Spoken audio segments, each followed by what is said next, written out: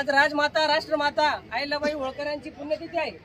त्या निमित्ताने वस्ताद जालिंदर भाऊ जाधव, पहिलवान डॉक्टर तानाजी भाऊ जाधव, आमचे मित्र सचिन भाऊ पाटील व टायगर ग्रुप महाराष्ट्र राज्य येवला, शिवशंभूचे वारकरी मित्र परिवार येवला व सक्सेस करिअर अकॅडमी येवला यांच्यातर्फे अहिल्याबाई होळकरांच्या स्मारकाची साफ स्वच्छता मोहीम व छोटासा कार्यक्रम राबवण्यात आला।